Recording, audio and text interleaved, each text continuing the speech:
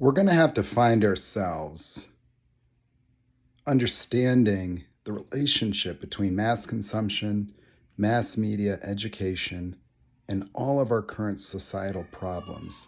We're also going to have to start to consider what is leadership, because people absent a context towards, peace, humanity, dignity, integrity, are never going to be the types of leaders that do anything but usher in war, usher in poverty, usher in intolerance, usher in ignorance.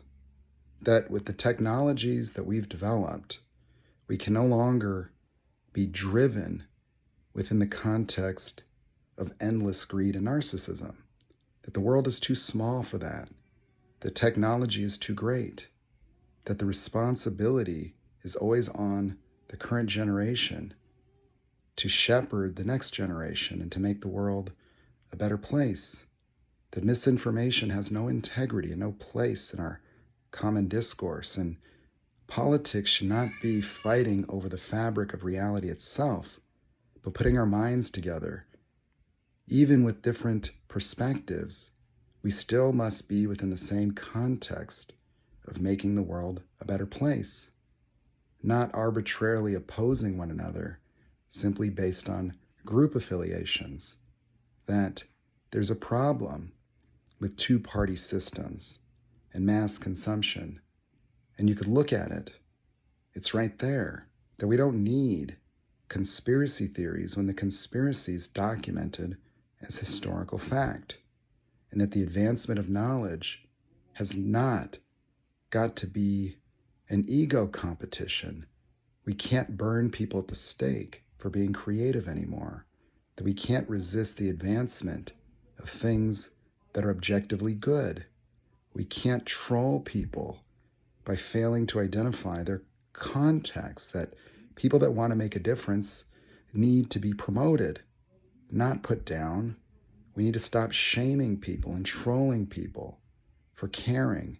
We need to stop teaching young men that having emotion is weak, that power is in the ability to accurately characterize your experience authentically with other people, that emotions bring context to the way that we share. And rather than hide, we need to be able to get these emotions out of our systems. That we got to be able to reconcile the past, and we've got to be able to forgive, and we've got to be able to stop claiming entitled righteous victimhood for what happened 100 years ago, and start to humanize one another, and start to recognize the absurdity of making things like your location, your gender, your preferences, the arbitrary skin color. All of that is immaterial.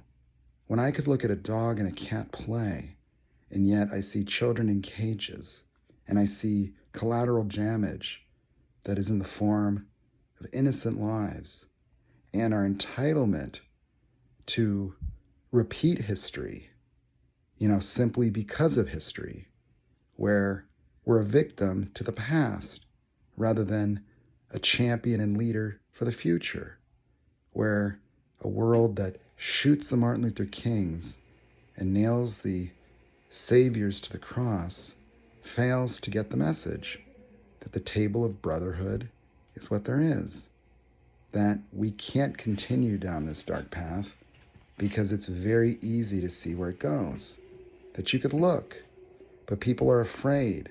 People don't like the inconvenience of truth in a fear-mongering world of entitled, self-righteous victimhood and straw-manning. That this propaganda needs to come to an end.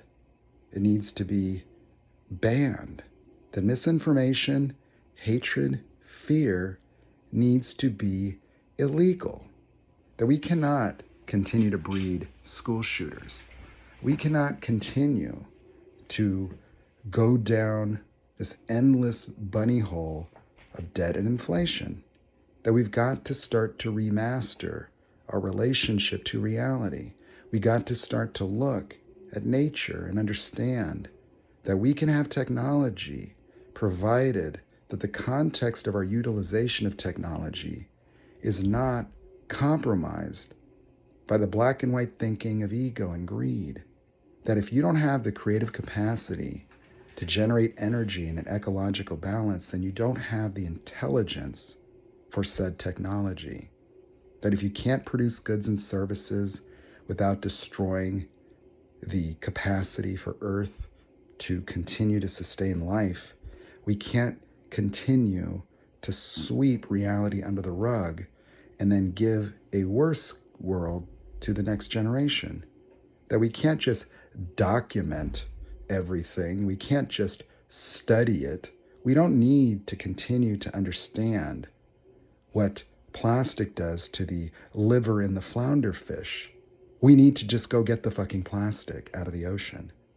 That instead of driving remote control cars on Mars or worrying about how we're going to breathe in outer space, let's worry about how we're going to breathe on Earth. Let's start to look at how we can take the awesome and extraordinary gift of life to the next level. You want to say that you love God so much, then why don't you start showing him how grateful you are for the gift of your life by giving all that love that you send up to the Andromeda Galaxy and get no reply to someone else. Why don't you start to practice some forgiveness? When are we going to let go of holding each other hostage and accountable for things that are beyond our control? That yesterday is past, tomorrow hasn't been written. And instead of being an entitled, angry, self-righteous victim, unwilling to allow anybody to make a difference, you're going to have to stop being a Karen and start empowering the responsibility and causality of people without the entitled need to dominate them, without the need to shame them, without the need to subordinate, without the need to punish. We need to start to listen. We need to stop projecting victimhood.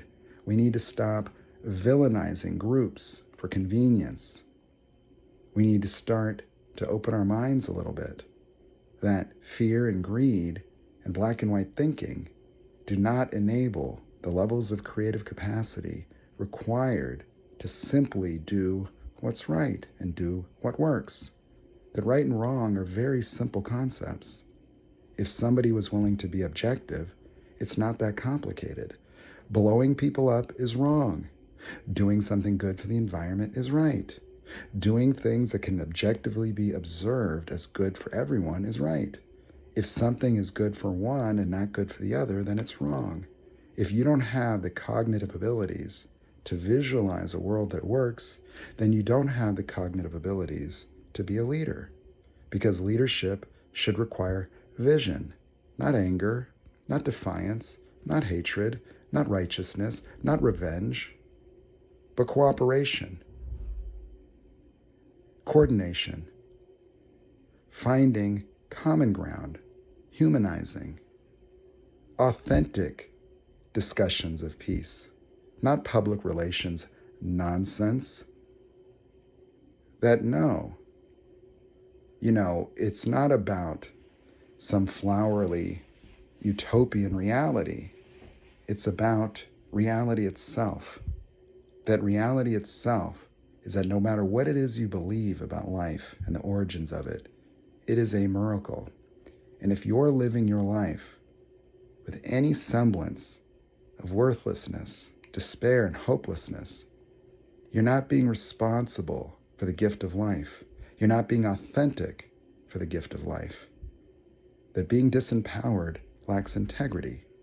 That being a victim to your past, being a victim to yourself, walking around in a state of brokenness is not an authentic expression of who you are or what you are. And I don't care what everyone has said about you. I don't care that they told you that you are worthless because you don't have as much as someone else. If you can breathe, you have more than 99% of everything that's ever lived. That if you could look up and see the stars, you have more than the stars. That being a human being is a special privilege, and being in denial of the gift of life for any reason is a bifurcation from your birthright. That human beings We're blessed with such profound cognitive abilities that it's unfathomable what's available within the mind, that people can transform in ways and unlock domains of imaginative and creative powers that seem supernatural in nature, that all of the human beings that exist today are hidden, unknown geniuses, that they have cognitive abilities that are beyond comprehension and just outside the boundaries of ego, just outside the boundaries of an entitled drivenness for more. You don't need more when you've been given everything. That we have one earth, we've got a sun that reliably gives us all the energy we need. We live on a planet that could sustain dinosaurs, and we've transcended the jungles, that we don't even have lions and tigers and bears to worry about. If our only problem is simply getting along and getting some people fed and having some clean water and getting some medicine to people and giving people the autonomy and right to be themselves, that seems like a very simple thing to do, provided you're willing to relinquish your rights to hatred, bigotry, intolerance, segregational ideas, and the need to devalue other people in order to assert your own personal entitlement to supremacy.